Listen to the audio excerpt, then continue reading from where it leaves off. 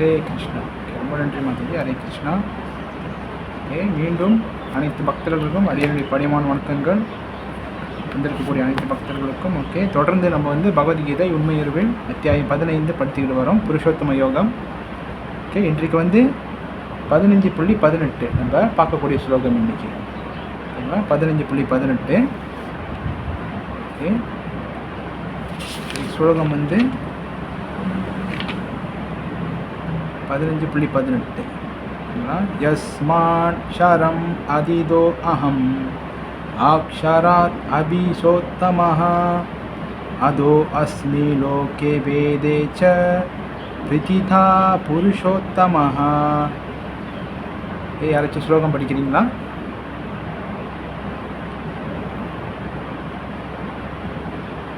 நீங்கள் மாதாஜி படிக்கிறீங்களா? மாதாஜி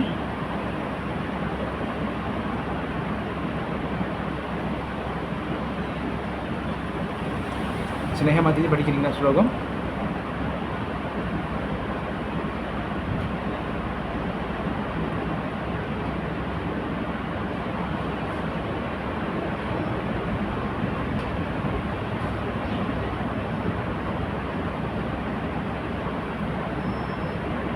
மாதாஜி மொழிபெயர்ப்பு.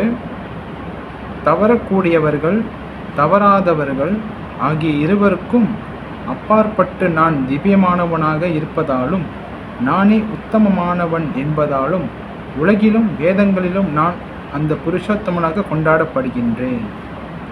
இங்கிலீஷில் படிச்சிருங்க மாதாஜி.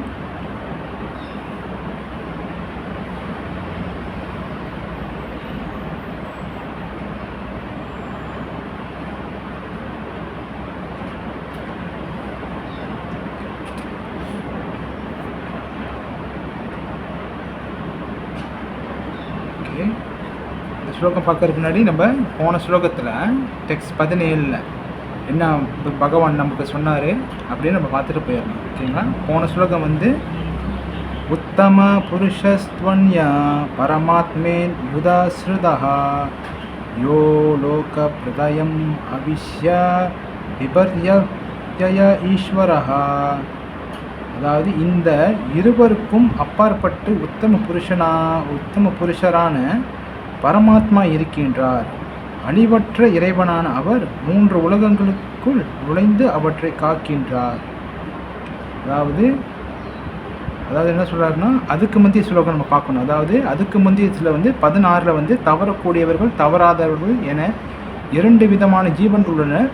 ஜட உலகில் உள்ள ஜீவன்கள் தவறக்கூடியவர்கள் என்றும் ஆன்மீக உலகில் உள்ளவர்கள் தவறாதவர்கள் என்றும் அழைக்கப்படுகின்றனர். அதாவது நம்ம பந்தப்பட்ட ஜீவாத்மாக்களும் ஆன்மீக லோகத்தில் இருக்கிற ஜீவாத்மாக்களுக்கும் இவங்களுக்கு எல்லாத்துக்குமே அப்பாற்பட்ட ஒருத்தர் இருக்கிறாரு.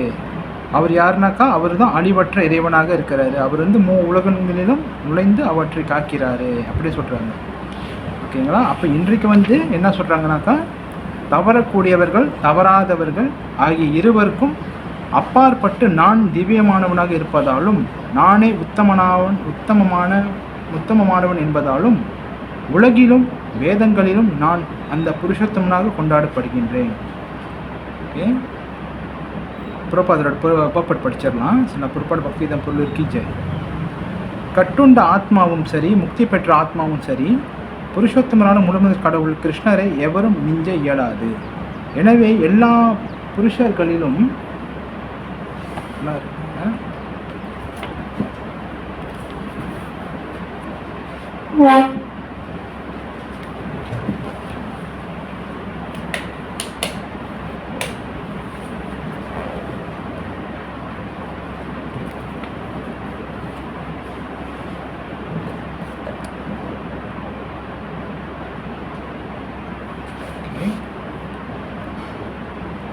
கட்டுண்ட ஆத்மாவும் சரி முக்தி பெற்ற ஆத்மாவும் சரி புருஷோத்தமரான முழுமுதற் கடவுள் கிருஷ்ணரை எவரும் மிஞ்ச இயலாது. எனவே எல்லா புருஷர்களிலும் அவரே உன்னதமானவர். உயிர்வாளிகளும் பரமபுருஷர் பகவானும் தனிப்பட்டவர்கள் என்பது தற்போது தெளிவாகின்றது. வேற்றுமை என்னவெனில் உயிர்வாளிகள் கட்டுண்ட நிலையிலும் சரி முக்தி பெற்ற நிலையிலும் சரி பரமபுருஷர் பகவானின் அசிந்திய சக்திகளை அளவில் மிஞ்ச இயலாது. முழுமுதற் கடவுளும் உயிர்வாளிகளும் சமநிலையில் உள்ளவர்கள் அல்லது எல்லா விதத்திலும் சமமானவர்கள் என்று நினைப்பது தவறாகும். அவர்களுக்கு இடையில் எப்போதும் உயர்வு தாழ்வு எனும் கேள்வி உண்டு. உத்தமா எனும் சொல் மிகவும் முக்கியமானது. பரமபுருஷர் பகவானை யாராலும் மிஞ்ச முடியாது. லோகே என்றும் சொல் புருஷாகமத்தில் ஸ்மிருதி சாஸ்திரத்தில் எனும் முக்கியமான பொருளை தருகின்றது. நிருக்தி அகராதியில் உறுதி செய்யப்பட்டுள்ளபடி லோக்கியதே வேதார்த்தோ அனேன, வேதங்களின் குறிக்கோள் ஸ்மிருதி சாஸ்திரத்தில் விளக்கப்பட்டுள்ளது. முழுமுதற் கடவுளின் பரமாத்மா எனும் தன்மை வேதங்களிலும் விவரிக்கப்பட்டுள்ளது. பின்வரும் பதம் வேதங்களில் சாந்தோக்கிய உபனிஷத் 8.12.3 தோன்றுகிறது. ததாத் ஏஷ சப்ரசாதோ அஸ்மான் சரீராத் சமுக்தாய பரம் ஜோதி ரூபம் ஷம்பத் யஸ்வேன ரூபேனாபி நிஷ்பத்யதே உத்தம புருஷா. உடலிலிருந்து வெளிவரும் பரமாத்மா அருவ பிரம்ம ஜோதியினுள் நுழைகிறார். பின்னர் அவர் தனது ஆன்மீக அடையாளத்துடன் தனது ரூபத்தில் விற்றுள்ளார். அந்த பரம்பொருள் பரமபுருஷர் என்று அழைக்கப்படுகிறார். இதன் அர்த்தம் என்னவெனில், பரமபுருஷர் பிரகாசத்தின் இறுதியாக விளங்கும் தனது ஆன்மீக தேஜஸை வெளிப்படுத்தி அதனை பரவ செய்கின்றார். அந்த பரமபுருஷர் எல்லாரின் இதயத்திலும் பரமாத்மாவின் உருவில் விற்றுள்ளார். சத்தியவதிக்கும் பராசரருக்கும் மகனாக அவதரித்த அவர் வியாசதேவராக வேத ஞானத்தை விளக்குகின்றார். ஹரே கிருஷ்ணா. ஓகேங்களா? இதில் இந்த ஸ்லோகம் போன ஸ்லோகத்தினோட தொடர்ச்சியாக அப்படியே பகவான் சொல்லிக்கிட்டு வர்றாரு. இதுக்கு முன்னே உள்ள ஸ்லோகத்தில் அவர் சொன்னார் பாருங்க, தவறக்கூடியவர்கள் தவறாதவர்கள். தவறக்கூடியவர்கள்லாம் அதான் சொல்கிறாங்க பாருங்க, தஸ்மான் யஸ்மான் ஷரம் அதிதோ அகம் அக்ஷரம். அதாவது ஷரம் அக்ஷரம்னா ஷரம்னா தவறக்கூடியவர்கள்லாம் வீழ்ச்சி அடைஞ்சவங்க நம்மள மாதிரியான கட்டுண்டு ஜீவாத்மாக்கள். அதான் ஷரம்னு சொல்கிறாங்க. ஆக்ஷரம்னா தவறாதவர்கள். ஆக்ஷரம்னா ஆன்மீக லோகத்தில் இருக்கக்கூடியவர் ஜீவாத்மாக்கள், அங்கே பகவானுக்கு சேவை செய்யக்கூடியவங்க, அதான் ஆக்ஷரம். அப்போ 2 விதமான ஜீவாத்மாக்கள். இவங்கெல்லாம்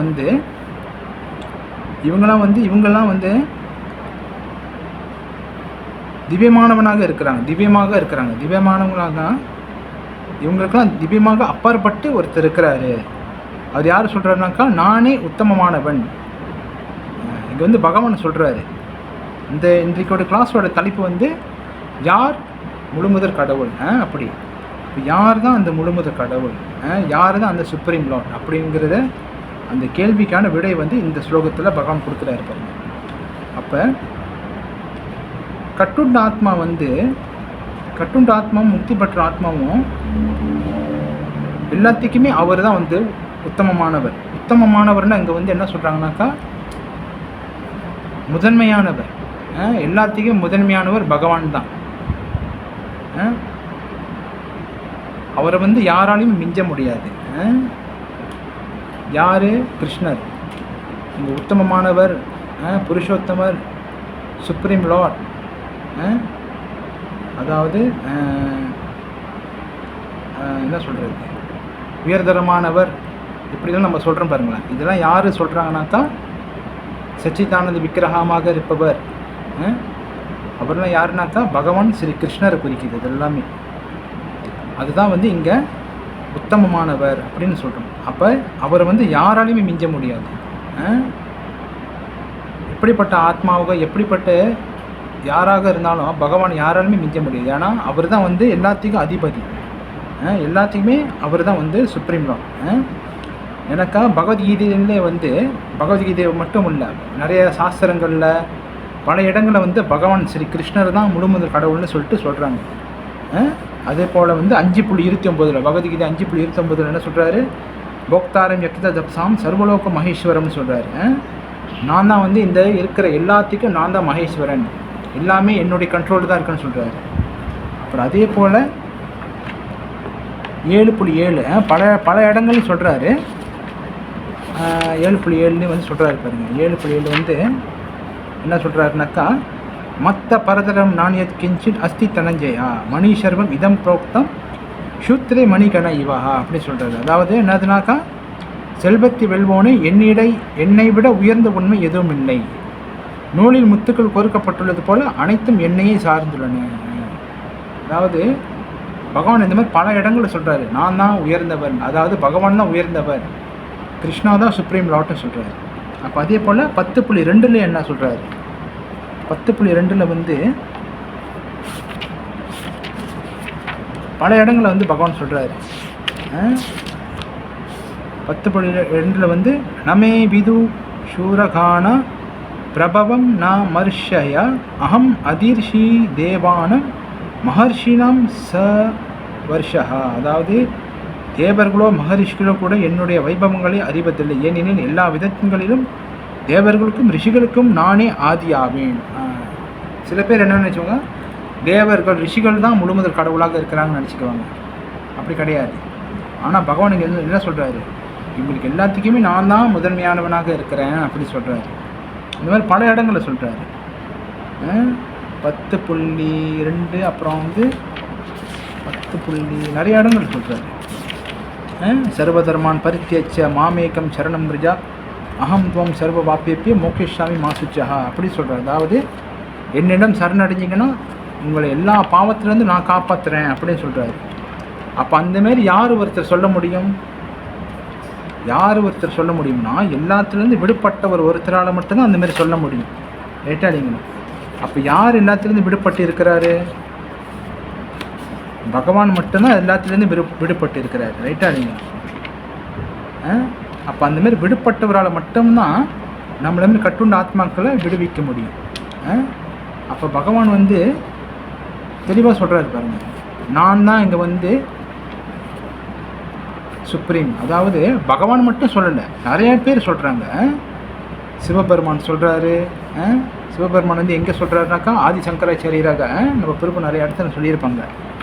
ஆதிசங்கராச்சாரியராக வந்து கலியுகத்தில் பகவான் வந்து சிவபெருமான் சொல்கிறாரு, பஜ கோவிந்தம் பஜ கோவிந்தம் பஜ கோவிந்தம் மூடமதின்னு சொல்கிறாரு. சிவபெருமான் சொல்கிறாங்க, பார்வதி தாயார் சொல்கிறாங்க. பார்வதி தாயார் வந்து அவங்க வந்து என்ன சொல்கிறாங்க, கிருஷ்ணன் சொல்கிறாரு மம மாயா துரத்யான்னு சொல்கிறாங்க. மாயை வந்து என்னுடைய மாயை, அதாவது மாயைன்னு யாரை குறிக்கிறாங்க, துர்கை அம்மா. துர்கை அம்மா வந்து சிவபெருமானுடைய மனைவி, பார்வதி தேவியாக இருக்கிறாங்க. அது மட்டும் இல்லாமல் விநாயக பெருமானு சொல்கிறாரு. விநாயக பெருமான் வந்து நம்மளுக்காக பகவத்கீதை எழுதியிருக்கிறாரு. முருகப்பெருமான் சொல்கிறாரு கீதையில் வந்து அகம் கார்த்திகேயா அகம் ஸ்கந்தான்னு கிருஷ்ணரே சொல்கிறாரு. அதாவது நான் தான் கார்த்திகேயனாக இருக்கிறேன் அப்படின்னு. அப்போ இந்த மாதிரி பல தேவர்கள் சொல்கிறாங்க. அதாவது அது மட்டும் இல்லாமல் பிரம்மதேவரும் சொல்கிறாரு, ஈஸ்வர பரமகிருஷ்ணா சச்சிதானந்த் விக்கிரகா அநாதிராதி கோவிந்தா சர்வ காரண காரணம். பிரம்மதேவர் நிறைய பேர் நினச்சிக்கிறாங்க பிரம்மா தான் எல்லாத்தையும் படைக்கிறாரு, அவர் தானே படைக்கும் கடவுள் அப்படி நினச்சிக்கிறாங்க பொதுமக்கள் எல்லாரும். ஆனால் பிரம்மாவே சொல்கிறாரு, நான் இல்லைப்பா முழுமுதல் கடவுள், எனக்கு மேலே என்னுடைய பிரபு இருக்கிறாரு, அதான் ஈஸ்வரா பரமகிருஷ்ணான்னு சொல்கிறாங்க. பரமகிருஷ்ணான்னு பரமனா என்ன அர்த்தம்னா, பரமனா வந்து உயர்தரமானவர், மிகப்பெரியவர், அதான் பரமகிருஷ்ணான்னு சொல்கிறாரு. யார்? பிரம்மதேவரே சொல்கிறாரு பாருங்க. இந்த மாதிரி நிறையா தேவர்கள் ரிஷிகள் எல்லாருமே சொல்கிறாங்க கிருஷ்ணர் தான் முழுமுதல் கடவுள்னு. ரைட்டா இல்லைங்களா?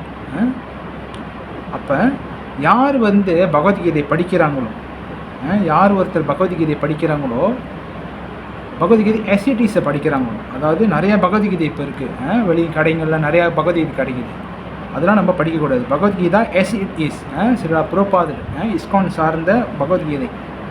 இந்த பகவத்கீதை யார் படிக்கிறாங்களோ அவங்களுக்கு டைரெக்டாக தெரிஞ்சிடும் யார் தான் பகவான்னு சொல்லிட்டு டைரெக்டாக தெரிஞ்சிடும். அப்போ அதை படிக்கிறவங்க நேராக கிருஷ்ணரை ஏற்றுக்குவாங்க, கிருஷ்ணர் தான் முழுமுதல் கடவுள்னு சொல்லிட்டு டைரெக்டாக ஏற்றுக்க முடியும். ஏன்னாக்கா பகவத்கீதை வந்து எந்த ஒரு பகவான் என்ன சொன்னாரோ, அந்த குருஷேத்திர போர்க்களத்தில் என்ன சொன்னாரோ அர்ஜுனனுக்கு, அதை எதுவுமே மாறாமல் அந்த குருஷீட பரம்பரை வழியாக வந்து நம்ம ஆச்சாரியர் சில பக்திவேதாந்த சுவாமி சில பிரபாதர் ஆச்சாரியர் அவர் வந்து அப்படியே கொடுத்துருக்கிறாரு. அதனால தான் பகவத்கீதை எஸ்இடிஸை நம்ம படிக்கணும். அப்போ யார் ஒருத்தர் இந்த பகவத்கீதையை படிக்கிறாங்களோ அவங்க டைரெக்டாக வந்து கிருஷ்ணரை முழுமுதல் கடவுளாக ஏற்றுக்குவாங்க. அதனால தான் பாருங்கள், சில பிரபாதர் எழுதின பகவத்கீதை மட்டும்தான் உலகளவில் நிறைய இடங்கள் விற்கப்பட்டிருக்கு. அந்த அச்சடித்த அந்த நிறுவனமே அவங்க ஒரு டிவி ரிப்போர்ட்டர் சொல்லியிருப்பாங்க, பிரபுபாதர் கொடுத்த இந்த புஸ்தகத்தை அச்சிட்டதுனால தான் எங்கள் நிறுவனமே ஃபேமஸ் ஆகிருக்குன்னு சொல்லியிருப்பாங்க. பார்த்துங்க, அப்போ எப்படிப்பட்ட உண்மையான விஷயமாக இருந்ததுனால அது வந்து மக்களுக்கு போய் சேர்ந்துருக்கு பாருங்கள். அதிக அளவில் விற்கப்பட்ட புக்குன்னா நம்ம பகவத்கீதை எஸ்சிடிஸ் தான். அப்போ இதை படிக்கும் போது யார் படிக்கிறவங்களோ அவங்களுக்கு டைரெக்டாக தெரியும் யார் கடவுள், கடவுள் வந்து ஒளியாக இருக்கிறாரா, கடவுள் வந்து நம்ம வந்து காற்றுல இருக்கிறாரா, எப்படி இருக்கிறாரு சொல்லிட்டு பல கற்பனையில் மக்கள் இருந்தாங்க. ஆனால் யார் ஒருத்தர் இந்த பகவத்கீதை எஸ்சிடிஸ் படிக்கிறாங்களோ டைரெக்டாக சொல்கிறாரு பாருங்கள். ஆரம்பத்துலேருந்து யார் ஒருத்தர் படிச்சுட்டு வராங்களோ அப்படியே ஆச்சரியர்கள் கரெக்டாக கூட்டிகிட்டு வராங்க. கிருஷ்ணர் யார், கிருஷ்ணர் எப்படிப்பட்டவர், கிருஷ்ணர் எங்கே இருக்கிறாரு, கிருஷ்ணர் நம்மளுக்கு என்ன செய்கிறாரு, நம்ம யார், கடவுள் யார், கடவுளுக்கு நம்மளுக்கு என்ன தொடர்பு, அப்போ நம்ம எப்படி கடவுளை புரிஞ்சுக்கிறது, இந்த மாதிரி பல கேள்விகள்லாம் இருந்து அப்படியே கூட்டிகிட்டு வராரு பாருங்க அழகாக. அப்போ இதிலே நம்ம தெரிஞ்சுக்கலாம் பகவான் ஸ்ரீ கிருஷ்ணர் தான் முழுமுதற் கடவுள் அப்படி சொல்லிட்டு. முதல் சொன்ன மாதிரி சாஸ்திரம் மட்டும் சொல்லலை, மிகப்பெரிய முனிவர்கள், டெமிகாட்ஸ், பிரம்மதேவர், சிவபெருமான், பல தேவர்கள் எல்லாருமே சொல்கிறாங்க கிருஷ்ணர் தான் வந்து முழுமுதற் கடவுள் அப்படின்னு சொல்லிட்டு. அப்போ பகவத்கீதையோட சாரம் என்னதுனாக்கா, யார் ஒருத்தர் பகவத்கீதை படிக்கிறவங்களோ அதோட சாரம் என்னன்னு நம்மளுக்கு தெரிஞ்சிடும் பாருங்க. பகவத்கீதையோட சாரம் என்னதுனாக்கா, நிறைய பேர் சொல்லுவாங்க அந்த கீதா சாரம் போஸ்டரை பார்த்துட்டு அதை சொல்லுவாங்க, இந்த கீதா சாரம் போஸ்டர் தான் வந்து உண்மையாகவே கீதா சாரம்னு அப்படின்னு கேட்பாங்க. அந்த மாரியான தகவல் வந்து பகவத்கீதையில் கிடையாது. நீங்கள் அது வந்து ஆச்சாரியர்கள் வந்து அது வந்து புறக்கணிக்கிறாங்க. கீதா சாரம்னு நம்ம போஸ்டர்லாம் பார்த்துருப்போம், எது நடந்ததோ அது நன்றாகவே நடந்தது, எது நடக்க போகிறதோ அது நன்றாகவே நடக்கும்னு சொல்லிட்டு நம்மளாம் பார்த்துருக்கோம்.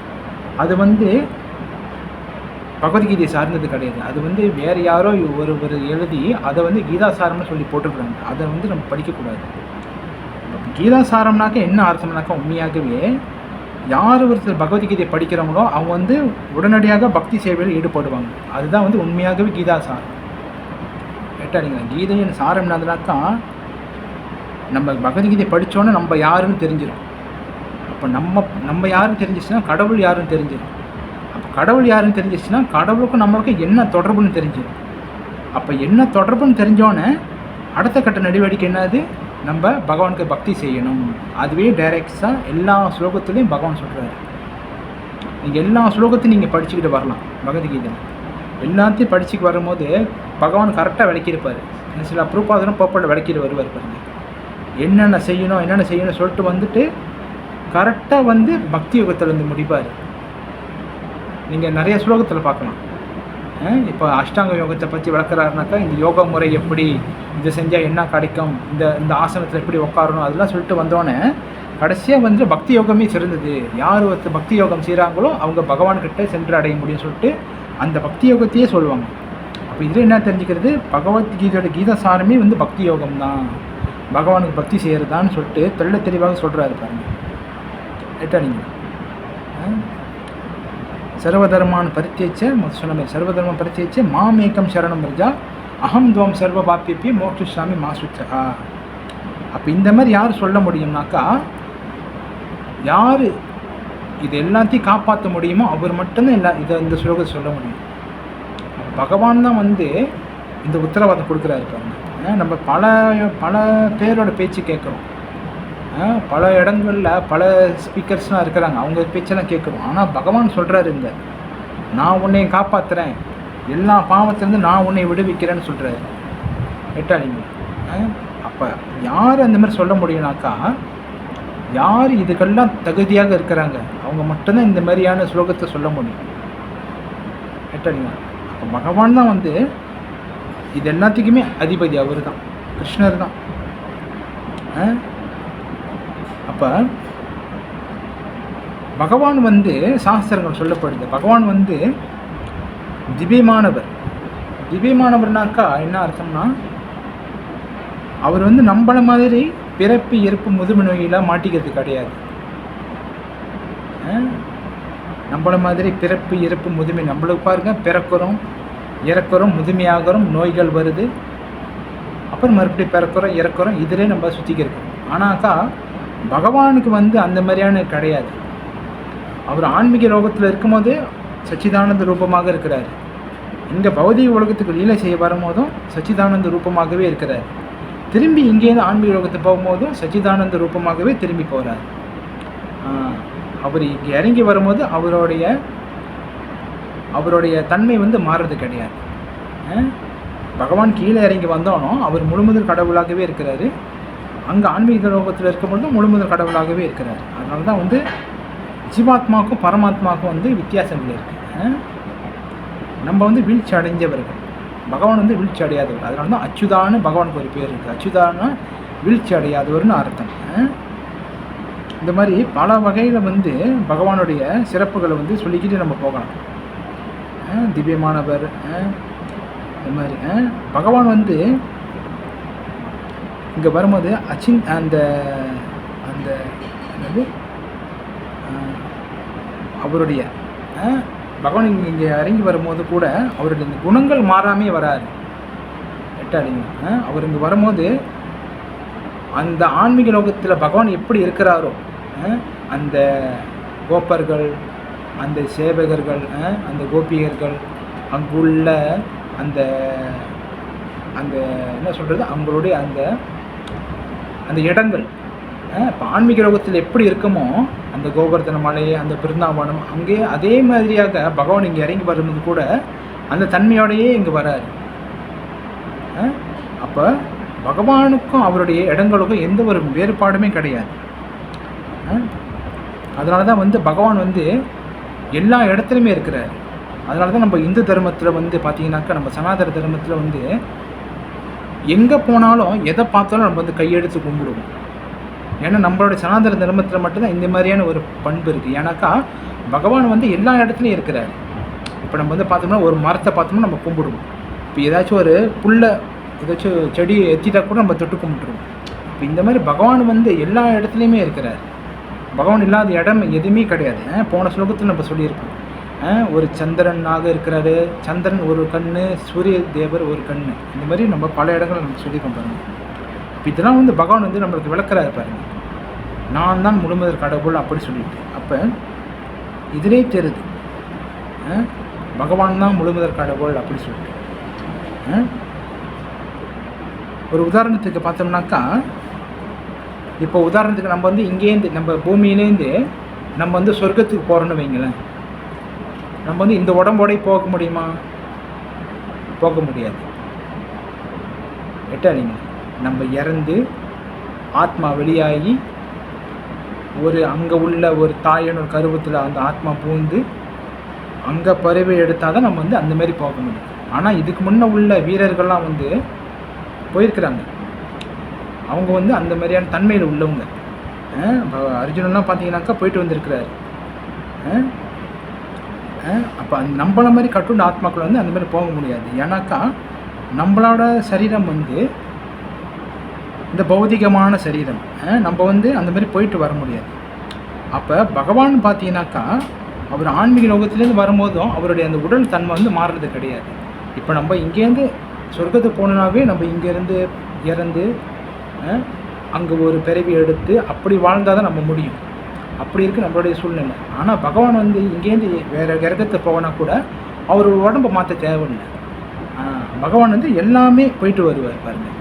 அதனால தான் முதல் ஸ்லோகத்தில் சொல்கிறாரு பாருங்க, என்ன சொல்கிறாரு,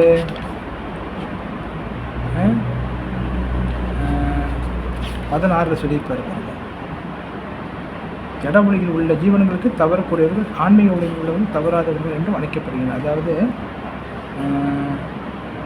17 சொல்கிறாரு பாருங்க, அழிவற்றவனான இறைவனான அவர் 3 உலகங்களுக்கும் நுழைந்து அவற்றில் காக்கிறார். எல்லா இடங்களையும் பகவான் போக முடியும், எல்லா இடத்துலையும் பகவான் இருக்க முடியும். அதனால தான் வந்து அவர் வந்து சுப்ரீம் லார்டாக இருக்கிறார். அதை வந்து நிறைய இடங்களில் வந்து விளக்குறாங்க. நம்ம சொன்ன மாதிரி சாஸ்திரங்களில் தேவர்கள் சொல்கிறாங்க. இந்த மாதிரி பல இடங்களில் வந்து பகவான் தான் வந்து முழுமுதற் கடவுள் அப்படி சொல்லிட்டு விளக்கப்படுது. அப்போ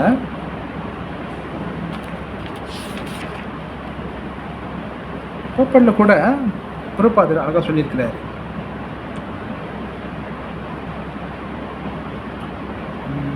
என்னதுனாக்கா, உடலிலிருந்து வெளிவரும் பரமாத்மா அருவ பிரம்ம ஜோதியினும் நுழைகிறார். பின்னர் அவர் தனது ஆன்மீக அடையாளத்துடன் தனது ரூபத்தில் விற்றுள்ளார். அந்த பரம்பொருள் பரமபுருஷர் என்று அழைக்கப்படுகிறார். இதன் அர்த்தம் என்னவெனில், பரமபுருஷர் பிரகாசத்தின் இறுதியாக விளங்கும் தனது ஆன்மீக தேஜஸை வெளிப்படுத்தி அதனை பரவ செய்கிறார். பகவான் வந்து அவருடைய உடலேருந்து வர்றது தான் வந்து அந்த ஆன்மீக தேஜஸ், அதாவது அந்த பிரம்மஜோதி. அப்போ அந்த பிரம்மஜோதி வந்து பகவானாக கருதப்படுது. ஆனாக்கா சில யோகிகள் வந்து, இந்த யோகிகள் யோகா இந்த மாதிரி ஞானிகள் அவங்களாம் வந்து அந்த ஜோதியே வந்து அதுதான் வந்து பரமபுருஷர் அப்படின்னு நினச்சிக்கிறாங்க. அப்போ அதே நினச்சி அதை தியானித்து அப்படி இருந்துடுறாங்க. ஆனால் அப்படி கிடையாது, அதுக்கு மேலே பரமபுருஷர் பகவான் இருக்கிறாரு அப்படின்னு நம்ம இந்த மாரியான சாஸ்திரங்கள் படிக்கும்போது நம்ம தெரிஞ்சுக்கிறப்ப. அப்போ ஒரு சமயம் என்ன நடக்குதுனாக்கா, ஒரு சமயம் வந்து நிறைய ரிஷிகள், மகரிஷிகள், இந்த மாதிரியான மகரிஷிகள் இவங்களாம் வந்து ஒரு சமயம் வந்து அவங்களாம் வந்து பேசிக்கிருக்கிறாங்க. என்னதுனாக்கா, யார் தான் முழுமுதற் கடவுள், யார் தான் கடவுள், சிவபெருமான் கடவுளா, பிரம்மதேவர் தான் கடவுளா, இல்லை விஷ்ணு தான் கடவுளா, எப்படி சொல்லிட்டு அவங்களுக்குள்ளே நிறைய கேள்விகள் எழப்படுது. அப்போ அந்த டைமில் வந்து அவங்களாம் வந்து ஒரு ரிஷியை தேர்ந்தெடுக்கிறாங்க. அதான் பிருகு முனிவர், ஒரு முனிவரை, அதாவது பிருகு முனிவர் அவரை தேர்ந்தெடுத்து, பிருகு முனிவரே நீங்கள் தான் வந்து யார் முழுமுதற் கடவுள்னு சொல்லிட்டு நீங்கள் கண்டுபிடிக்கணும் அப்படி சொல்லிட்டு அவர் தேர்ந்தெடுக்கிறாங்க. அப்போ அவர் வந்து சரி நான் போய் கண்டுபிடிச்சிட்டு வரேன்னு சொல்லிட்டு அவர் போகிறார்.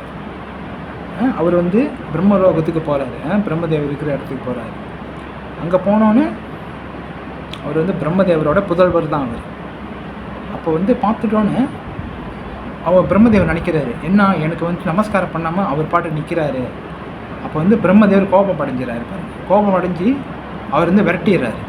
அப்போ அவர் பிருகு முனிவர் என்ன நினைக்கிறார், ஓ இவர் கோவப்படுறாரு, பிரம்மதேவர் கோவப்படுறாரு, அப்போ இவர் முழுமுதற் கடவுளாக இருக்க முடியாது சொல்லிட்டு அங்கேருந்து வெளியேறாரு. இப்போ அங்கேருந்து கைலாசத்துக்கு போகிறாரு. கைலாசத்துக்கு போனோன்னே அங்கே வந்து சிவபெருமானை பார்க்குறாரு. சிவபெருமானும் இவரும் வந்து நண்பர்கள் மாதிரி. அப்போ இவங்க வந்து அவர் கட்டி பிடிக்கிறான்னு போகிறாரு. அவர் வந்து உடம்புல வந்து அந்த சிவபெருமான் வந்து சாம்பல்லாம் பூசியிருப்பார் பாருங்க. சாம்பல்லாம் பூசி அந்த மாதிரியாக அந்த மாதிரி இருப்பார். அப்போ வந்து இவர் கட்டிப்பிடிக்க போகும்போது, ஐயோ வேணாம் நீங்கள் வந்து இப்படி இருக்கீங்க அப்படி சொல்லிட்டு அவர் வந்து புறக்கணிச்சிருவார். ஆனாக்கா வந்து சிவபெருமானை வந்து யாரும் வந்து இழிவாக நினைக்கக்கூடாது. ஏன்னாக்கா அவர் வந்து பகவான் லீலைக்காக வந்து இந்த மாதிரியாக ஹெல்ப் பண்ணுறாரு பாருங்க. இப்போ சிவபெருமானை வந்து நம்ம அந்த மாதிரி நினைக்கக்கூடாது. அப்போ அவர் வந்து என்ன செஞ்சிடறாரு, ஓ நீ என்னை கட்டிப்பிடிக்காமல் வரேன்னு சொல்லிட்டு சிவபெருமான் வந்து கோபம் அடைஞ்சிருவார். ஆனாக்கா அவர் வந்து பகவான் லீலைக்காக ஹெல்ப் பண்ணுறாரு இந்த இடத்துல. அப்போ வந்து சரி, அப்போ அவர் என்ன சொல்லுவார், அப்போ நீங்களும் முழுவதும் கடவுள்னு சொல்லிட்டு அவர் வந்து வைகுண்டத்துக்கு போவார். வைகுண்டத்துக்கு போகும்போது அங்கே பகவான் வந்து படுத்திருப்பார். பகவான் விஷ்ணு பகவான் படுத்திருப்பார். லட்சுமி தேவி வந்து அவங்க பாதத்தை அமுத்தி கொண்டு இருப்பாங்க. பிருகு முனிவர் நேராக போயிட்டு என்ன செஞ்சிருவார், எதுவுமே பேச மாட்டார். நேராக போய்ட்டு அவரை போய் எத்திடுவார். அவர் படுத்திருக்கும் போது அவரை நெஞ்சை பார்த்து எத்திடுவார். எத்தனோன்னு விஷ்ணு பகவான் அவர் என்ன செஞ்சிருவார், ஓ பிருகு முனிவரே நீங்கள் வந்திருக்க கூட நான் தெரியாமல் இந்த மாதிரி உங்களை அவமானப்படுத்திட்டேன், என்னை மன்னிச்சிருங்க சொல்லிட்டு பகவான் வந்து இவருக்கு மன்னிப்பு கேட்பார். யாருக்கு, பிருகு முனிவர்கிட்ட பகவான் மன்னிப்பு கேட்பாங்க. அப்போ அவர் சொல்லுவார், பகவான் சொல்லுவார், என்னுடைய நெஞ்சு வந்து கல் மாதிரி இருக்கும், உங்கள் பாதத்துக்கு அடிபட்டிருக்கா இல்லையான்னு பார்த்துங்க, என்னை மன்னிச்சிருங்க சொல்லிட்டு பகவான் விஷ்ணு வந்து இவர்கிட்ட மன்னிப்பு கேட்பார். அப்போ தான் வந்து பிருகு முனிவர் அந்த இடத்துல தான் வந்து அவர் வந்து ஒரு முடிவு பண்ணுவார். ஏன் விஷ்ணு தான் முழுமுதற் கடவுள்னாக்கா இவர் வந்து எந்த ஒரு கோபம் அடைவதில்லை, அதாவது குணங்களுக்கு அப்பாற்பட்டவராக இருக்கிறாரு விஷ்ணு. அதனால் விஷ்ணு கிருஷ்ணர் இவர் தான் முழுமுதற் கடவுள் அப்படி சொல்லிட்டு அந்த இடத்துல வந்து பிருகு முனிவர் வந்து அந்த தீர்மானத்தை வைக்கிறார். இதே மாதிரி தான் பல இடங்களும் வந்து பகவான் ஸ்ரீ கிருஷ்ணர் தான் வந்து முழுமுதற் கடவுளாக காட்டப்படுறாரு. அது மட்டும் இல்லாமல் சாஸ்திரங்களும் சொல்லப்படுது. அதாவது வியாசதேவருடைய தந்தை, அதாவது பராசர முனிவரும் அவர் சொல்கிறாரு, எங்கள் சாஸ்திரங்களை விளக்குறாரு பாருங்க. ஐஸ்வர்யஸ்ய சமக்ரஸ்ய வீரியஸ்ய யஸ்ய சீர்யஹ ஞான ஞான வைராக்கியஸ்ய சைவ சமம் பாக்கிய இதிஞானஹ இதிஞானஹ. அதாவது பூரணமான செல்வம் உடையவர். பகவான்கிட்ட வந்து பூரணமான செல்வம் இருக்கு. ஏன்னாக்கா பகவான் வந்து துவாரகையில் இருக்கும் போது அவர்கிட்ட கோடிக்கணக்கான ரத்தினங்களால் செய்யப்பட்ட மாளிகைகள், வைடூரியங்கள், இந்த மாதிரி பல வகையான செல்வ செழிப்பு மிக்கவராக இருந்தார் பகவான். நம்மளாம் கேள்விப்பட்டிருக்கோம் பாருங்கள், ஏற்கனவே படித்த விஷயங்கள் நம்ம பார்த்துருக்கோம். அந்த மாதிரியான செல்வ செழிப்பான விஷயங்கள்லாம் பகவான் வந்து செஞ்சுருக்கிறார். 16,108 ராணிகளுக்கும் தனித்தனியான 16,108 மாளிகைகள். அப்போ பார்த்துங்க, அப்போ என்ன மாதிரியான செல்வம் மிக்கவராக இருந்தாருனாக்கா அந்த மாதிரி செய்ய முடியும். இன்னும் சாதாரண நபர்களால் அந்த மாதிரி செய்ய முடியாது. இப்போ உதாரணத்துக்கு இப்போ ஒரு செல்வந்தராக இருக்கிறாருன்னா அவரால் அந்த மாதிரியான மாளிகையை கட்ட முடியுமா? கேட்ட முடியாது. அது மனிதர்களுக்கு சாத்தியமே கிடையாது. அதனால தான் பகவானால் மட்டும்தான் இந்த மாதிரி செய்ய முடியும். ரெட்டடிங்களா ஒவ்வொரு மாளிகையும் வந்து தங்கத்தால் ஆனது. அவங்க கூட சாப்பிடக்கூடிய தட்டுலாம் வந்து தங்கத்தால் ஆன தட்டுகள். யோசிச்சு பாருங்கள், அப்போ என்ன மாதிரியான பகவான்கிட்ட செல்வம் இருந்திருக்கணும். எல்லாம் மேலெல்லாம் சிலிங்லாம் வந்து டைமண்ட்ஸ், அந்த மாதிரியான மாளிகைகள். அப்போ நம்ம யோசித்து பார்க்கவே முடியாது. அந்த மாதிரியான செல்வம் மிக்கவராக பகவான் இருந்திருக்கிறார். துவாரகையில் இருந்தப்போ பகவான் வந்து இந்த மாதிரியாக செல்வம் மிக்கவராக இருந்திருக்கிறார். அது ஒன்று. செல்வம் பூரணமான செல்வம் உடையது. அப்புறம் பூரணமான பலம். பூர்ணமான பலம் நம்ம சொல்ல தேவையே இல்லை. பகவான் வந்து அவ்வளோ பெரிய கோவர்தனகிரியே தூக்கியிருக்கிறார். கிரிராஜ கோவர்தனக்கு ஜெய். பகவான் வந்து அந்த கோவர்தனகிரியே தூக்கிட்டார். யார் ஒருத்தர் வந்து இங்கே வந்து பௌதிக உலகத்தில் நான் தான் முழுமுதல் கடவுள் அப்படி சொல்கிறாங்களோ, நம்ம அவங்கக்கிட்ட ஒரு சேலஞ்ச் வைக்கலாம். சுவாமி, நீங்கள் தான் முழுமுதல் கடவுள் சொல்கிறீங்களே, கொஞ்ச நேரம் இந்த செங்கல்ல உங்கள் சுண்டு வரலால் ஒரு 1 hour பிடிச்சி நிப்பாட்டுங்க அப்படி சொல்லிட்டு நம்ம சொல்லலாம். அவரால் முடியுமா? முடியாது. ஏன்னாக்கா இவரை வந்து பௌதிகவாதிகள், நம்மளை மக்களை ஏமாற்றக்கூடியவர். ஆனால் பகவான் மட்டுமே இந்த விஷயத்தை சாத்தியமாக்க முடியும். அதனால தான் அவர் கிருஷ்ணர் முழுமுதல் கடவுளாக இருக்கிறார். ரைட்டாக இல்லைங்களா? அவ்வளோ டன் கணக்கு உள்ள மலையை சின்ன கையால், சின்ன சுண்டு வரலால் 7 நாள் 1 வாரம் தாங்கி பிடிச்சாரு பாருங்க பகவான். அப்போ இதுலேருந்து என்ன தெரியும் நம்மளுக்கு? அவரால் மட்டும்தான் இதை செய்ய முடியும் அப்படின்னு. இதிலே தெரிஞ்சிச்சு பூரணமான பலம் யார்கிட்ட இருக்குது? பகவான்கிட்ட தான் இருக்குன்னு. கோவர்தனகிரியை மட்டும் தூக்கலை, நிறையா விஷயங்கள் பண்ணியிருக்கிறாரு பகவான். பலராமரும் கிருஷ்ணரும் பிருந்தாவனத்தில் லீலை பண்ணுறப்போ, பால லீலையில் பண்ணுறப்போ நிறைய அசுரர்கள்லாம் வருவாங்க. அப்போ பிருந்தாவனத்தில் இன்னும் அந்த தடங்கள்லாம் இருக்குது. என்னதுனாக்கா தேனுகாசுரன் இந்த கழுதை அரக்கன் அவன் வரும்போது அந்த தேனுகாசுரன் வந்து பெரிய பெரிய சைஸான கழுதையாக இருக்குமா. இப்போ நம்ம பார்க்குற மாதிரி சின்ன சைஸ் கழுதைலாம் இல்லை. அந்த அரக்கன் வந்து நல்லா ஒரு யானை 2-3 யானை வச்சா எவ்வளோ பெருசு இருக்கும் அந்த மாதிரியான சைஸு உள்ள அந்த தேனுகாசுரனை அந்த வாழை பிடிச்சி சொல்லிட்டு தூக்கி அடிப்பாங்க. நம்ம அந்த லிட்டில் கிருஷ்ணாலாம் பார்த்துருக்கலாம், வாய்ப்பு இருக்குது. நீங்கள் பார்த்துருக்கீங்க லிட்டில் கிருஷ்ணா பார்த்தீங்கன்னாக்கா இருக்கும். அந்த மாதிரியான அந்த மிகப்பெரிய இதெல்லாம் செஞ்சுருக்காரு. அது மட்டும் இல்லாமல் பகவான் வந்து அந்த அசுரர்களோட சண்டை போடும் போது அந்த குத்து விடும் போது அந்த கை அச்சிலாம் வந்து கல் பாறைகள்லாம் பட்டு அந்த கை அச்சி அந்த கல்லில் இருக்கிறதா ஒன்று இருக்கான் விருந்தாவனங்களில். பகவானோட அந்த கை அச்சி அந்த குத்துறாங்களை அந்த மாதிரியான அந்த அச்சிகள்லாம் ஒன்று இருக்கான். பார்த்துங்க, பகவான் தான் வந்து இந்த மாதிரியான லீலைகள் செய்ய முடியும். இந்த மாதிரியான பூர்ணமான பலம் வந்து யார்கிட்ட இருக்குனாக்கா பகவான்கிட்ட மட்டும்தான் இருக்குது அப்படின்னு சாஸ்திரங்கள் வளர்க்குது. அடுத்து வந்து பூர்ணமான புகழ் வந்து பகவானுக்கு எப்பயுமே இருக்குது பாருங்கள். எனக்கு அவர் வந்து சாஸ்திரங்கள் புகழ்ந்து பேசுது. எல்லா சாஸ்திரம் வந்து பகவானை தான் புகழ்ந்து பேசுது பாருங்கள். தர்மம் தூ சாட்சாத் பகவத் பிரணீதம். எது பகவான் சொல்கிறாரோ அதுதான் தர்மம். அப்போ இந்த மாதிரியான எல்லா சாஸ்திரங்கள் வந்து பகவானை புகழ்ந்து பேசுது. சாஸ்திரம்னாவே அது வந்து பகவான் தான். சாஸ்திரத்தில் வந்து பகவானை பற்றி நம்ம யார் சாஸ்திரம் படிக்கிறாங்களோ அவங்க வந்து பகவானை தெரிஞ்சுக்கணும். அப்படி சாஸ்திரம் படிக்கிறதான நோக்கம் என்னதுனாக்கா பகவானை புரிஞ்சுக்கிறது தான். அப்போ நம்ம பகவானை புரிஞ்சிக்காமல் மித்த விஷயங்கள்லாம் செஞ்சோம்னாக்கா அது வந்து வெறும் கால விரயம் தான். அப்போ யார் ஒருத்தர் சாஸ்திரம் படிக்கிறவங்களோ அவங்க வந்து பகவானை தெரிஞ்சுக்கணும். அப்போ சாஸ்திரங்கள் என்ன போட்டிருக்கோம், பகவானுடைய புகழை பற்றி போட்டிருக்கோம். பகவான் வந்து இப்படிப்பட்டவர், பகவான் வந்து இந்த மாதிரி சக்திகள் உடையவர், பகவானுக்கு வந்து இப்படிப்பட்ட பேர்கள் இருக்குது, பகவான் வந்து நம்ம இப்படி புரிஞ்சுக்கணும்னு சொல்லிட்டு பகவானை புகழ்ந்து சாஸ்திரங்கள் சொல்கிறாங்க பாருங்கள். இந்த மாதிரியான பூரணமான புகழ் இருக்கக்கூடியவர் பகவான் ஸ்ரீ கிருஷ்ணர் மட்டும்தான். அடுத்தது வந்து பூர்ணமான அழகு உடையவர். பூர்ணமான அழகு வந்து இப்போ நம்ம பார்க்கலாம், சினிமா நடிகர்கள்லாம் வந்து அவங்களாம் நம்ம சொல்லலாம், இவங்க இந்த ஹீரோயின் அழகாக இருக்கிறாங்க, அந்த ஹீரோயின் அழகாக இருக்கிறாங்க அப்படின்னு நம்ம சொல்கிறோம். ஆனால் அந்த அழகுலாம் வந்து எத்தனை வருஷத்துக்கு தாங்கும்?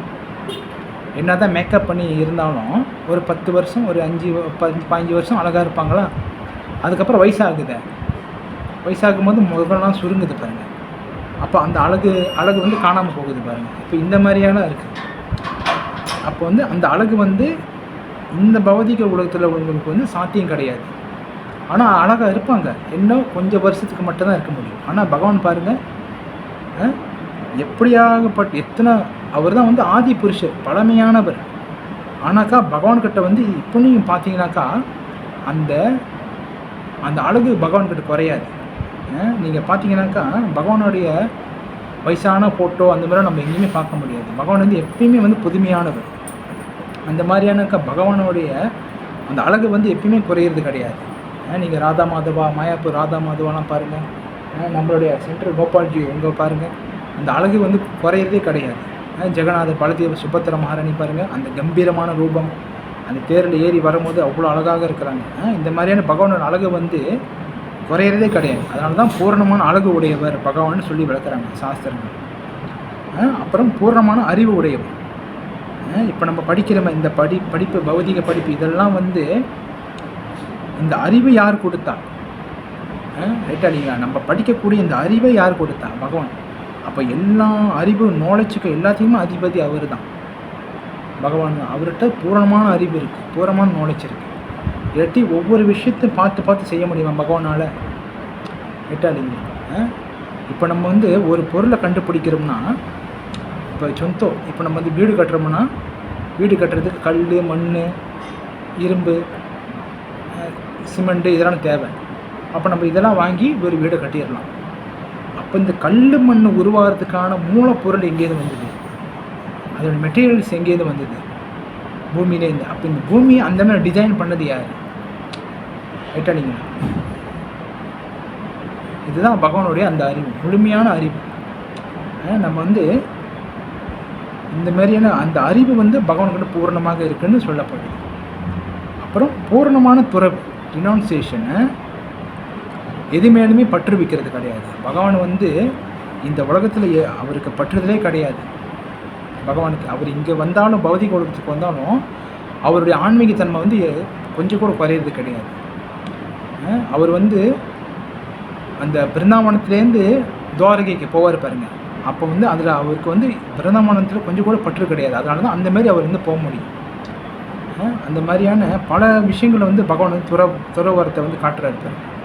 அப்போ இதனால தான் வந்து பராசர முனிவர் வந்து பகவான் ஸ்ரீ கிருஷ்ணர் தான் முழுமுதல் கடவுள் அப்படி சொல்லிட்டு சொல்கிறாரு. இந்த மாதிரியான பல இடங்களில் வந்து பகவானை வந்து முழுமுதல் கடவுளாக போற்றப்படுது பாருங்க. அப்போ வந்து நம்ம எந்த ஒரு விஷயத்தை நம்ம படிக்கும் போதும், சாஸ்திரங்களை நம்ம படிக்கும் போதும் நம்ம தெரிஞ்சுக்கணும், பகவான் தான் முதன்மையானவர், பகவான் தான் புருஷோத்தமர். அப்போ அந்த பகவானை நம்ம எப்படி புரிஞ்சிக்க முடியும்? சாது குரு வைஷ்ணவா, சாது குரு வைஷ்ணவா, இவங்க மூலியமாக தான் நம்ம வந்து பகவானை புரிஞ்சுக்கொள்ள முடியும். நம்ம சொந்தமாக கற்பனையினால் பகவானை புரிஞ்சு கொள்ளவே முடியாது. நம்மளுக்கு ஒரு கைடன்ஸ் வேணும். அதுதான் வந்து குருமார்கள், ஆச்சாரியர்கள், வைஷ்ணவர்கள், சாது குரு, பக்தர்கள், இவங்க மூலியமாக தான் நம்ம வந்து பகவானை புரிஞ்சு கொள்ள முடியும். எடுத்த உடனே ஒருத்தருக்கு இவர் தான் கிருஷ்ணர் தான் முழுமையாக கடவுள் சொன்னீங்கன்னா அவருக்கு புரியாது.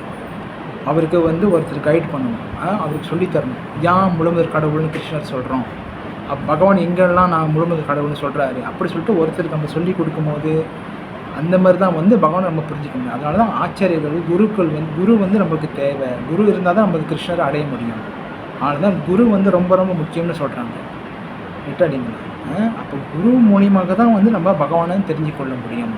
அப்போ குரு வந்து நம்ம வாழ்க்கைக்கு ரொம்ப ரொம்ப முக்கியமான ஒருத்தர். அப்போ சாஸ்திரங்களை படிக்கும்போது நம்ம வந்து பகவான் தெரிஞ்சுக்கிறோம். இந்த மாதிரியாக வைஷ்ணவர் மூலிமா நம்ம இருக்கும்போது, வைஷ்ணவ சங்கத்தில் இருக்கும்போது நம்ம பகவானை பற்றி தெரிஞ்சுக்கிறோம் பாருங்கள். அப்போ இந்த மாதிரியாக தான் வந்து நம்ம பகவானை புரிஞ்சுக்கொள்ள முடியும். அப்போ இந்த தெரிஞ்சுட்டா நம்ம வந்து இதெல்லாம் படிக்கும்போது நம்மளுக்கு புரிஞ்சிடும் யார் தான் முழுமுதற் கடவுள்னா. அப்போ இவங்கெல்லாம் யார் சொல்கிறாங்க? பகவான் ஸ்ரீ கிருஷ்ணர் தான் சொல்கிறாங்க அப்படி சொல்லிட்டு நம்ம வந்து புரிஞ்சுக்கலாம் பாருங்கள். ஓகேங்களா? அப்போ இந்த மாதிரின்னு பல வகையில் வந்து பகவான் வந்து விளக்கிட்டு வர்றார். அப்போ அடுத்தடுத்த ஸ்லோகங்களை வந்து பகவான் வந்து இன்னும் நிறைய விஷயங்கள் விளக்குவார். ஓகேங்களா? அப்போ இன்றைக்குள்ள விஷயம் நம்ம பார்த்துட்டு இன்றைக்கு வந்து நம்ம ஒரு சிறந்த பக்தருடைய அவருடைய விஷயங்களை பற்றி நம்ம தெரிஞ்சுக்கணும். ஷியாமானந்த பண்டிட், ஷியாமானந்த பிரபு அப்படி சொல்லிட்டு சிறந்த பக்தர், அவருடைய சிறப்பை பற்றி நம்ம கொஞ்சம் தெரிஞ்சுக்கணும். எனக்கா எப்பயுமே வந்து வைஷ்ணவர்கள் பற்றி பேசுகிறது வந்து ரொம்ப ரொம்ப சிறந்த விஷயமாக இருக்குது.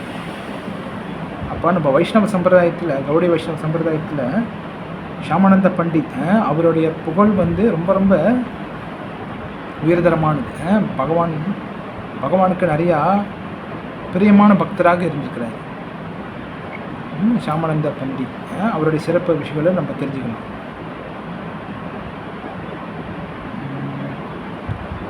அவருடைய ஷியாமானந்த பிரபு, ஷியாமானந்த பண்டித் அவர் வந்து பிறப்பதற்கு முன்பே பல குழந்தைகள் இழந்ததால் மிகவும் வருத்தமாகிய அவரது பெற்றோர்கள் அவருக்கு துக்கி கிருஷ்ணதாசா என்று பெயரிட்டனர். அதாவது ஹிருதய சைத்தன்யாவிடம் இருந்த தீட்சை எடுத்தவுடன் அவர் கிருஷ்ணதாசர் என்று அறியப்பட்டார். ஹிருதய சைத்தன்யா தாசன் சொல்லிட்டு ஒருத்தர்கிட்டேருந்து, அந்த ஆச்சாரியர்கிட்டேருந்து அவர் தீட்சையை வாங்கியிருக்கிறான்னு சொல்லப்படுது. அப்போ பிருந்தாவனத்தில் ஸ்ரீ ஜீவ கோஸ்வாமியின் கீழ் கோஸ்வாமி கிரந்தங்களை படிக்க நரத்தமதாஸ் தாக்கூர் மற்றும் ஸ்ரீனிவாச ஆச்சாரிய ஆகியோரோடு சேர்ந்தார். அவர் வந்து பிருந்தாவனத்தில் வந்து ஜீவ கோஸ்வாமி இந்த மாதிரியான அவருடைய புஸ்தகங்கள் அவர் கூட சேர்ந்து நரத்தமதாஸ் தாக்கூர், ஸ்ரீனிவாச ஆச்சாரியர் இவங்களாம் சேர்ந்து அவங்க வந்து பிருந்தாவனத்தில் இருந்து இந்த மாதிரியான சாஸ்திரங்கள் எழுதுறது அப்படிலாம் செஞ்சுருக்கிறாங்க. அப்போ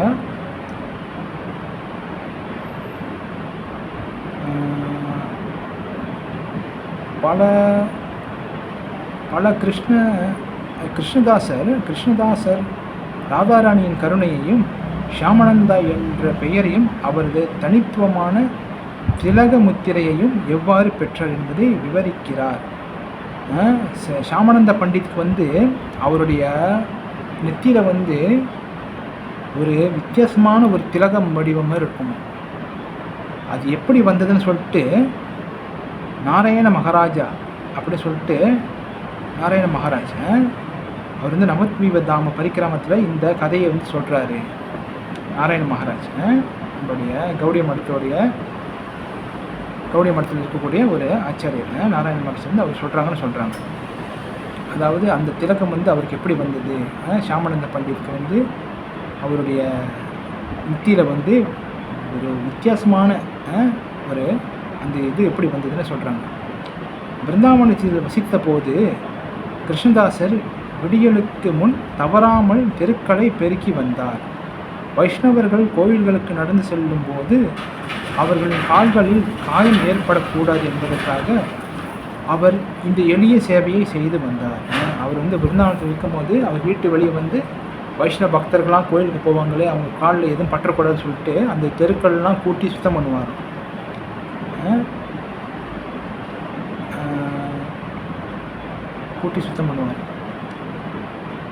அவர்கள் எளிய சேவை செய்து வந்தார். ஒரு நாள் காலையில் அவர் மனதை கவரும் அழகிய தங்கம் சிலம்பு ஒன்றை கண்டார்.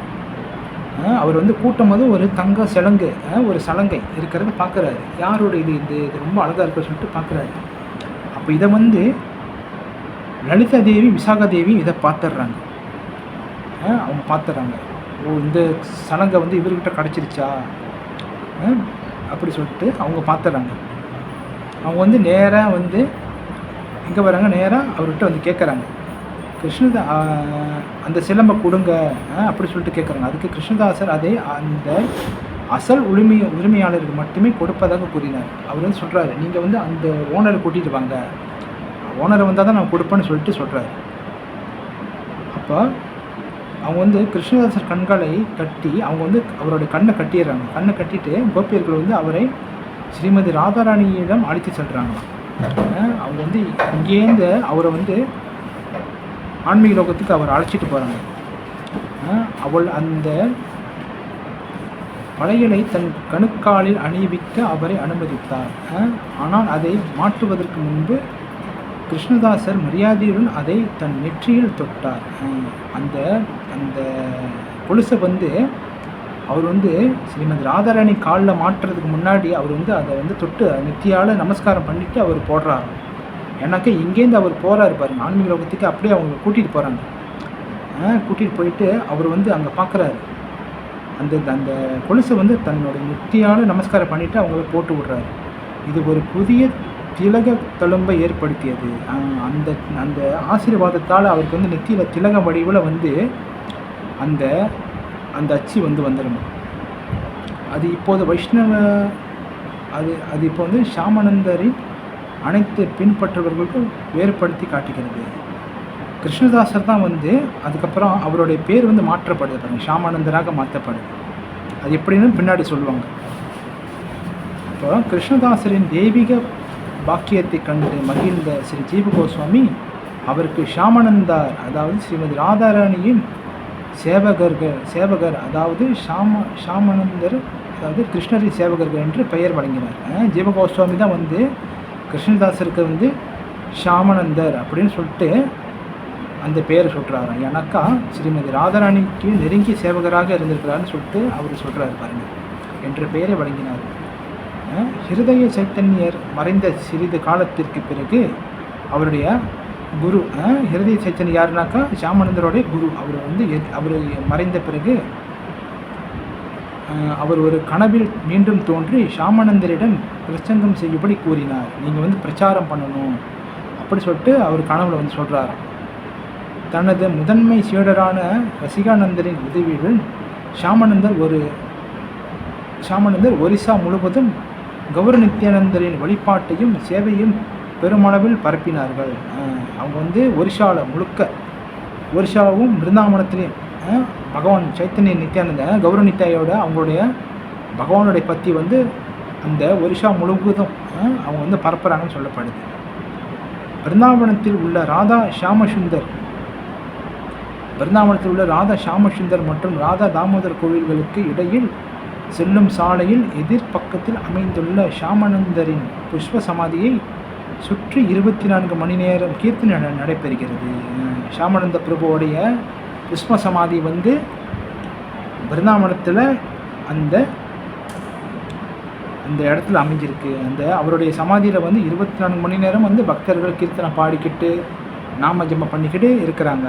அப்போ இந்த மாதிரியாக வந்து ஷாமானந்த பண்டித் வந்து மிகப்பெரிய ஒரு ஸ்ரீமதி ராதாராணியோட கருணையை பெற்றவர் அப்படின்னு சொல்லப்படுது. எனக்கா யாருக்குமே அந்த பாக்கியம் கிடைக்கல.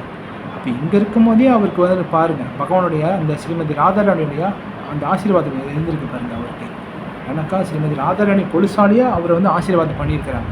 அப்போ இந்த மாதிரி அந்த பாக்கியம் வந்து யாருக்கு கிடைக்கும்? அப்போ அதனால வந்து ஷாமானந்த பண்டித் வந்து ரொம்ப சிறந்த பக்தராக அவர் வந்து புகழ்பெற்று இருக்கிறார். அப்போ இந்த வகையில் வந்து ஷாமானந்த பண்டித்துக்கு வந்து நம்ம மனதார நம்ம அவரை பிரார்த்தித்து அவர்கிட்ட வந்து நம்ம வந்து அவர் வேண்டி கேட்டுக்கணும். நம்ம வந்து பக்தியில் முன்னேறணும் அப்படி சொல்லிட்டு நம்ம வேண்டிக்கணும்.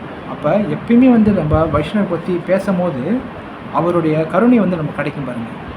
பகவானை பற்றி பேசுகிறத விட பகவானை பற்றி பேசலாம், ஆனால் வைஷ்ணவ பற்றி பேசும்போது பக்தர்களை பற்றி பேசும்போது இன்னும் பகவான் வந்து சந்தோஷம் அடைவார்னு சொல்லப்படுது. எனக்கா பகவானே சொல்கிறாரு பாருங்கள், என்னை விட என் பக்தர் தான் எனக்கு ரொம்ப முக்கியம் அப்படி சொல்கிறாரு. அப்போ பகவானுக்கு வந்து அவருடைய பக்தருக்கு வந்து ரொம்ப முக்கியம். அதனால் நம்ம வந்து அவருடைய பக்தரை பற்றி எவ்வளோக்கு எவ்வளோ பேசுகிறோமோ எவ்வளோக்கு எவ்வளோ பக்தரை பற்றி கேட்குறோமோ இந்த மாதிரியான ஆச்சாரியர்கள் குருமார்கள் இவங்களை பற்றி நம்ம கேட்கும்போது நம்ம தூய்மை அடைவோம். அது மட்டும் இல்லாமல் பகவானை சந்தோஷம் அடைவார். எனக்கா பக்தரோட புகழை பற்றி பேசுகிறோம் பாருங்களேன். அப்போ அந்த வகையிலேருந்து பகவான் வந்து ரொம்ப திருப்தி அடைவார். ஓகேங்களா? அப்போ நம்ம இன்றைக்கு பார்த்த ஸ்லோகத்தோடைய கன்க்ளூஷன் என்னதுனாக்கா, இன்றைக்கு பார்க்கக்கூடிய ஸ்லோகம் வந்து அவர் வந்து சொல்கிறாரு ஷரம் அக்ஷரம்னு சொல்கிறாரு. என்னது? தவறக்கூடியவர்கள், தவறாதவர்கள். அதாவது வீழ்ச்சி அடைஞ்ச நம்மள மாதிரியான ஜீவாத்மாக்கள், வீழ்ச்சி அடையாத ஆன்மீக லோகத்தில் இருக்கிறவங்க, அந்த ஆத்மாக்கள், இவங்களுக்கு எல்லாத்தையுமே திவ்யமானவராக, அப்பாற்பட்டவராக ஒருத்தர் இருக்கிறாரு. அவர் யாருனாக்கா, அவர் தான் உத்தமமானவர். அவர் உலகங்களிலும் வேதங்களிலும் புருஷோத்தமராக கொண்டாடப்படுறாரு. யார் அவர்? சாக்ஷாத் பரமபுருஷர் பகவான் ஸ்ரீ கிருஷ்ணர் அப்படின்னு சொல்லிட்டு இன்றைக்கு உள்ள ஸ்லோகத்தில் சொல்லப்பட்டிருக்கு பாருங்கள். அப்போ நம்ம நிறைய விஷயங்களை பார்த்தோங்க. சாஸ்திரங்கள் மூலியமாக பகவானை முழுமுதல் கடவுள்னு சொல்கிறாங்க, சிவபெருமான் சொல்கிறாரு, பிரம்மதேவர் சொல்கிறாங்க, விநாயகர் தேவர் சொல்கிறாரு, முருகபெருமான் சொல்கிறாங்க. இந்த மாதிரி மட்டும் இல்லாமல் பராசர முனிவர் சொல்கிறாரு, கிருஷ்ணர் தான் முழுமுதல் கடவுள் அப்படின்னு சொல்லிட்டு நம்ம பார்த்தோம் இன்னைக்கு. ஓகேங்களா? அப்போ இதில் அது மட்டும் இல்லாமல் நம்ம ஆச்சாரியர் ஷியாமானந்த பண்டிட் அவருடைய சில விஷயங்களை பார்த்துக்கிட்டோம், தெரிஞ்சுக்கிட்டோம். ஓகேங்களா? ஹரே கிருஷ்ணா. ஸ்ரீமத் பகவத்கீதா கி ஜெய். ஹரே கிருஷ்ணா. ஏதாவது கேள்விகள் இருந்தால் கேட்கலாம். ஹரே கிருஷ்ணா. ஹரே கிருஷ்ணா தம்பி.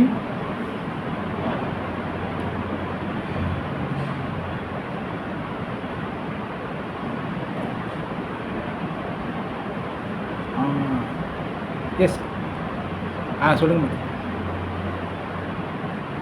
எஸ், பகவான் அவர் விருப்பப்பட்டார்னா அவர் எங்கே வேணாலும் போகார் மாதாஜி. ஏன்னாக்கா பகவானுக்கு அந்த வீழ்ச்சி அடைகிறதே கிடையாது பாருங்கள். ஏன்னாக்கா பகவான் எங்கும் செல்ல முடியும். ஆனால் உண்மையாக டீப்பான விஷயம் என்னதுன்னு பார்த்தீங்கன்னாக்கா, பகவான் ஆன்மீக லோகத்திலேருந்து இறங்கி வர்றது கிடையாது. அவருடைய அந்த சிந்தனையினாலே, அவருடைய அந்த பார்வையாலேயே பகவான் எல்லா இடத்துலையும் இருக்கிறாரு பாருங்க. அப்போ உண்மையாகவே சாஸ்திரங்கள் என்ன சொல்லப்படுதுனாக்கா, டீப் மீனிங் என்னதுனாக்கா, பகவான் இங்கே இறங்கி வர்றதில்லை. பகவான் அங்கே இருக்கிறாரு, ஆனால் அதே மாதிரியில் எல்லா இடத்துலையும் இருக்கிறாரு. புரியுதா இல்லைங்களா? அப்போ பகவான் திரிகாலக்ஞர்னு சொல்லுவாங்க. திரிகாலக்ஞர்னா மூணு திரிகாலக்ஞர், 3 காலங்களையும் அறிந்தவர். ப்ரெசன்ட், பாஸ்ட், ஃப்யூச்சர், இது எல்லாத்தையுமே பகவான் தெரிஞ்சவர். அப்போ பகவான் அவராக இறங்கி வரணும்னு கிடையாது. அவருடைய அந்த சக்திகளாகவே பகவான் அந்த எல்லா இடத்துலையும் இருப்பார். புரியுதுங்களா மாதாஜி? ஓகே, ஹரே கிருஷ்ணா. ஓகே, வேறு எதுவும் கேள்விகள் இல்லை என்றால் நம்ம பகவானை வேண்டிக்கிட்டு நம்ம பக்தியில் முன்னேறணும். நம்ம நாம ஜபம் பண்ணணும். 4 கோட்பாடுகள் நம்ம கடைப்பிடிக்கணும். எல்லாரும் பக்தியில் முன்னேறணும். பகவத்கீதை நம்ம படித்து நம்ம தெரிஞ்சுக்கணும். இந்த பகவத்கீதையை படிக்கிறதுனால நம்ம நிறைய விஷயங்கள் தெரிஞ்சுக்கொள்ள முடியும். அது மட்டும் இல்லாமல் நம்ம நாம ஜபம் ஒழுங்காக பண்ணணும். எனக்கா நாம ஜபம் தான் நம்மளை காப்பாற்றக்கூடியது. ரைட்டா இல்லைங்களா? நாம ஜபத்தை தவிர்த்து நம்மளை இந்த உலகத்திலேருந்து காப்பாற்றக்கூடியது வேறு எதுவுமே கிடையாது. அதனால தான் ஆச்சாரிய குருமார்கள் சாண்டிங்கை பற்றி நிறையா சொல்லியிருக்கிறாங்க. இந்த சாண்டிங் தான் நம்மளை எல்லா விதமான கஷ்டங்களையும் காப்பாற்றக்கூடியது இந்த சாண்டிங். ரைட்டா இல்லைங்களா? அப்போ சாண்டிங்கை காரணத்தை கொண்டு நம்ம விட்டுறக்கூடாது. நான் முன்ன சொல்லியிருப்பேன், என்னுடைய பழைய கிளாஸில் ஒரு ஸ்லோகம், சில பக்திவினோத் தாக்கூருடைய பாடல் வரி ஒன்று இருக்கும், நான் வச்சுருப்பேன். நான் அது அழகாக சொல்லியிருப்பார் பாருங்க. 1 minute.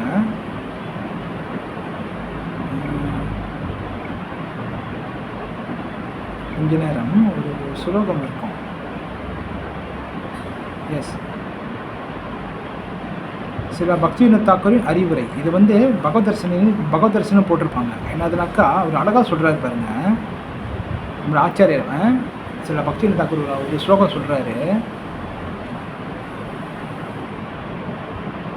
கிரஹே தாக்கோ வானே தாக்கோ शादाहारी बोले डाको शुके दुखे बोलो नाको வதனே ஹாரி நாம கொரோரேன்னு சொல்கிறாரு. அதாவது என்ன அர்த்தம்னாக்கா, இந்த பாடல்